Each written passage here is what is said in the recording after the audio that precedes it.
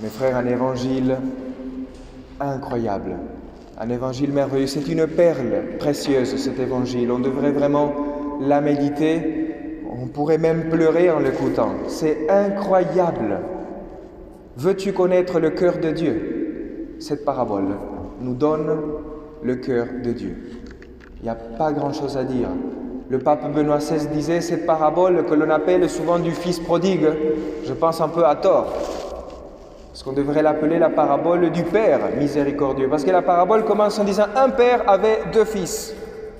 La parabole du Père miséricordieux est peut-être, dit le pape Benoît XVI, la parabole la plus belle que Jésus-Christ ait pu nous donner, qui exprime de façon profonde quel est le cœur de Dieu. Parce qu'aujourd'hui, cette parabole vient nous poser une question. Quelle est ta relation avec ton Père ? Et non pas seulement ton Père de la terre, ton Père biologique ou celui qui t'a élevé. Quelle est ta relation avec Dieu, ton Père ? Comment tu le vois ? Qu'est-ce que tu penses de lui ? Est-ce que c'est quelqu'un qui est là pour te punir, pour te charger des ordres, des choses à accomplir ? Est-ce qu'il t'aime ? Est-ce que c'est comme un maître que tu dois obéir ? Parce que sinon, quelle est la vision que tu as de ton Père ? Dieu. Parce que de cette vision dépend aussi nos actions. Nous avons 2 enfants. Il y a le plus jeune qui demande l'héritage à son père. « Donnez-moi la part qui me revient. » Mais je ne sais pas si on s'est rendu compte, mais à quel moment on donne l'héritage ? À quel moment ?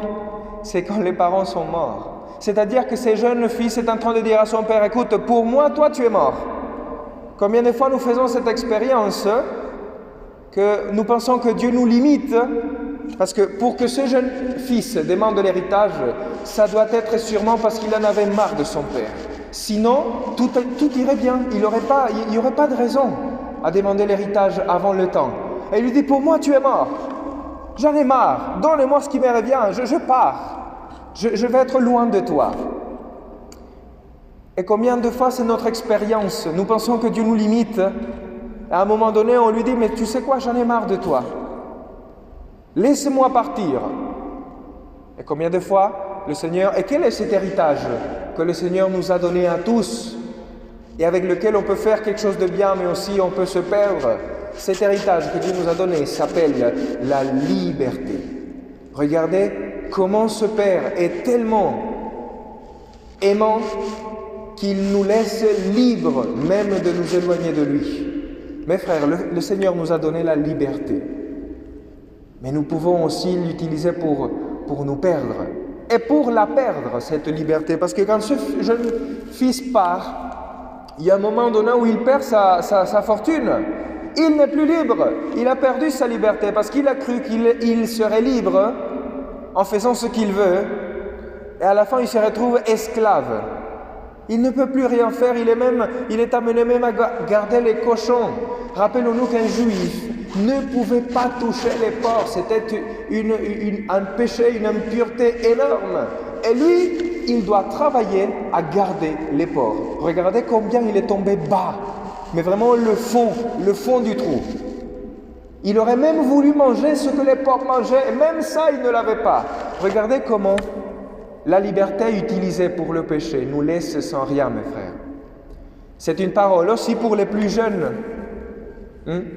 pour les plus jeunes de notre assemblée ici aujourd'hui. Parce que quand on est jeune, et je parle aussi pour moi parce que je me rappelle, quand j'étais encore un peu plus jeune, on sent que cette liberté, on doit l'utiliser. Et mon père et ma mère, ils m'agacent. Et combien de fois on voudrait dire « Donnez-moi la part qui me revient, donnez-moi la liberté, je veux faire de ma tête, je ne peux plus de toi, de ta loi à la maison. » C'est une parole pour les plus jeunes aussi, parce que c'est la preuve que ce n'est pas parce que tu fais ce que tu veux que tu seras heureux. Au contraire, tu penses que quand tu fais ce que tu veux, tu es libre. Tu n'es pas libre, tu deviens esclave de tes péchés, à un tel point que tu ne peux plus t'en sortir. Et il y a un moment donné où on dirait qu'il y a une touche d'Esprit Saint. Cette liberté blessée, elle peut encore se réveiller, et ce jeune fils rentre en lui-même. Ça, c'est la clé de l'évangile d'aujourd'hui, c'est que Dieu lui donne de rentrer en lui-même, c'est-à-dire de regarder sa vie avec sincérité et de dire, mais chez mon père, j'étais libre finalement. J'avais tout. Et qu'est-ce que je fais ici à me perdre? Je pense que quand on a fait cette expérience d'être loin de Dieu, il y a un moment donné où on peut rentrer en lui-même, en soi-même, et se dire, mais moi j'étais bien chez mon père. En quel moment j'ai décidé de partir? Et il a une inspiration, il dit, je me lèverai, j'irai vers mon père. Et il se prépare tout en discours, très beau. Père, je péchais contre le ciel et contre toi. Je ne mérite plus d'être appelé ton fils. Traite-moi comme l'un de tes serviteurs. Il a tout préparé. Et il part. Il part parce qu'il a une espérance que son père va du moins l'accueillir comme l'un des serviteurs. Comme ça, il pourra au moins manger. Il sera beaucoup mieux. La situation des serviteurs de son père est meilleure que la sienne en ces moments-là. Et il part. Et regardez, mes frères, quelle perle d'évangile. Il nous est dit que lorsque le Père l'aperçoit encore loin, c'est-à-dire encore dans le péché, c'est le Père qui s'élance pour aller le chercher. Il se jette à son cou. Il commence à l'embrasser, mais imaginez. Et on voit qu'il commence à préparer il commence à dire son discours, et le Père ne le laisse même pas finir. Il lui dit, Père, je péchais contre le ciel et contre toi. Tais-toi! Viens ici! Viens! Parce que tu es retrouvé. Le Seigneur, il connaît le cœur de ses enfants. Il sait que quand nous arrivons blessés par le péché, il ne nous laisse même pas parler. Il sait que nous avons souffert. Et la fête peut commencer. Parce que le Seigneur nous redonne ce que nous avons perdu, la liberté et la dignité à cause du péché. Mes frères, aujourd'hui, nous pouvons nous sentir identifiés avec ce jeune fils. Combien de fois nous nous sommes éloignés du Seigneur parce que nous voulons être libres. Et on a marre avec la morale de l'Église, et on a marre des commandements parce que je ne les comprends pas. On veut être libre et on fait l'expérience du péché qui nous rend esclaves. Et le Seigneur nous accueille à nouveau, nous pardonne. Mes frères, ce jeune fils ne connaissait pas vraiment son père parce qu'il pensait qu'il allait l'accueillir comme un des serviteurs alors que son père lui redonne la dignité de fils. Il lui dit, mais mon fils, oh que tu me connaissais mal, que tu me connaissais mal. Tu ne savais pas que je t'aime, que je suis miséricorde pour toi. Ce fils ne connaissait pas Dieu, son Père. Combien de fois nous aussi, nous le connaissons mal. Et nous pensons qu'il est là pour nous punir. Et quand nous revenons abîmés par le péché, on découvre qu'il est miséricorde. Il dit, mais mon Dieu, il fait même la fête pour moi. Oui, il nous redonne la dignité. Mais ce père avait un autre fils, l'aîné. Et ça, c'est aussi une parole pour nous, mes frères. Parce que le fils aîné ne connaissait pas non plus son père. Et lui qui n'est jamais parti de la maison, il était aussi loin de son père, peut-être plus. Pourquoi? On le voit dans la phrase qui lui dit « Ça fait tant d'années que je suis à ton service, sans jamais transgresser tes ordres, et tu ne m'as jamais rien donné. » Ça fait tant d'années que je suis à ton service. Comment il parle, ce fils? Comme un fils ou comme un serviteur, un autre esclave. Il était à la maison de son père et il était esclave. Parce qu'il s'était mis dans sa tête que son père était quelqu'un comme un chef auquel il faut obéir. Il dit, ça fait longtemps que je suis à ton service, mais il parle comme un serviteur. Il ne parle pas comme un fils. Il n'a jamais quitté la maison et il est loin de son père. Lui aussi, il connaissait mal son père. Combien de fois nous aussi, nous faisons l'expérience, peut-être. On ne quitte jamais l'église, on ne transgresse pas les commandements, on est réglo, mais on est loin du Seigneur. Vous savez, les jeunes m'ont appris que ces frères qui sont comme ça, on les appelle en France les cathos coincés. C'est les jeunes qui m'ont appris ça. Je ne sais pas ce que ça vaut. Mais ça veut dire des personnes des frères qui n'ont jamais quitté l'église, mais qui sont comme ces frères aînés. Ils disent à son père, mais Seigneur, moi j'ai toujours tout bien fait. Et toi tu accueilles celui qui vient du monde, qui vient de pécher. Comment c'est possible? Aucun des fils n'était libre avec son père. Parce que l'un, avec sa liberté, est allé se perdre, et l'autre avait un rapport avec la liberté faussé. Il voyait son père comme un tyran lui aussi, sauf que le fils aîné n'a jamais eu le courage de partir, alors que peut-être il aurait voulu aussi faire ce qu'il voulait. Pour cela, il est fâché. Mes frères, aujourd'hui, le Seigneur vient pour nous rappeler cela. Quelle est ta relation avec Dieu? Est-ce que tu es libre avec ton Père? Est-ce que tu es vraiment libre? Parce que le secret de cet évangile, c'est justement comment être fils. Et le Seigneur nous a donné son Fils pour qu'il nous apprenne à être fils. C'est quoi la liberté, mes frères?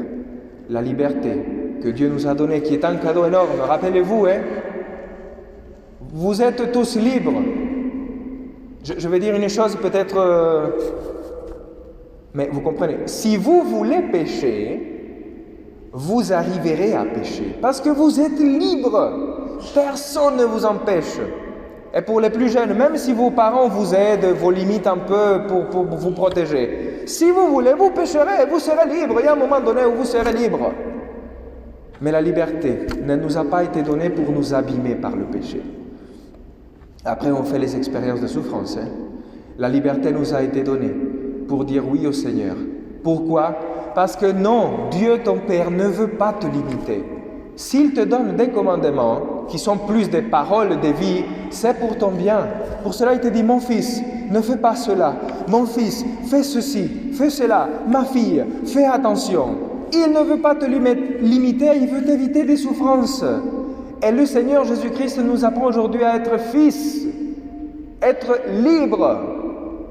Parce que dit Saint Paul, nous n'avons pas reçu un esprit d'esclave pour retomber dans la crainte. Esclave comme le plus jeune qui devient esclave du péché, mais esclave comme le fils aîné qui est esclave de son père. Nous n'avons pas reçu un esprit d'esclave, nous avons reçu un esprit de fils libre qui nous fait dire Abba, Papa.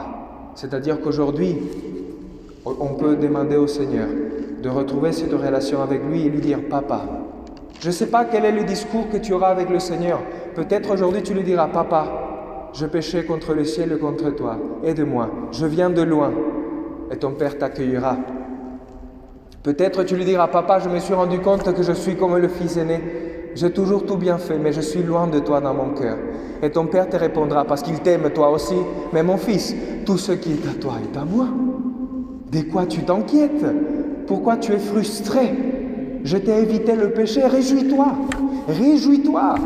Ton frère, parce que regardez comment ce fils aîné, il est tellement fâché contre son frère qu'il ne le considère pas son frère. Il dit, ton fils que voici, il est parti, il a fait une vie de débauché, maintenant tu l'accueilles. Et le père lui répond, oui, mais ton frère, il est ton frère, il était perdu, il était mort, il est revenu à la vie. Pour cela, mes frères, réjouissons-nous de cette perle précieuse qui est cette parabole du Père miséricordieux. On devrait aussi l'appeler le Père prodigue. Vous savez ce que ça veut dire le mot prodigue? Ça a deux sens en fait. Prodigue, c'est celui comme le plus jeune, c'est celui qui gaspille et dépense tout. Un prodigue, il dépense, il gaspille. Mais ça veut dire aussi celui qui est abondant en générosité. Donc le Père, il est le véritable prodigue en miséricorde. Il abonde en miséricorde. Cette parole vient nous dire, mes frères, où que tu sois aujourd'hui, que tu sois loin du Seigneur à cause du péché, que tu sois à la maison mais loin du Seigneur dans ton cœur, il y a une espérance pour toi, parce que tu es fils de Dieu, fille de Dieu. Et le Seigneur vient te parler avec amour pour te dire, entre dans la fête, ne restez pas dehors, comme il a dit au fils aîné. Nous ne savons pas si le fils aîné est rentré dans la fête. Ça reste ouvert pour nous. Et toi, est-ce que tu vas rentrer? Est-ce que tu acceptes que Dieu te pardonne? Est-ce que tu acceptes que Dieu pardonne ton frère qui a fait peut-être une vie beaucoup plus dure que la tienne? Est-ce que tu acceptes que Dieu l'aime aussi et qu'il a le droit de se convertir comme toi? Donc, mes frères, réjouissons-nous aujourd'hui. Réjouissons-nous, letare. Entrons dans la fête de voir ce Père miséricordieux que nous aime et qui ne nous laisse pas seuls. Et la liberté que nous avons perdue, il nous la redonne pour être de véritables fils de Dieu libres, libres de dire non au péché et dire oui au Seigneur, parce que la volonté du Seigneur est la source de notre bonheur. Demandons au Seigneur cette grâce aujourd'hui de pouvoir revenir dans les bras de notre Père. Amen.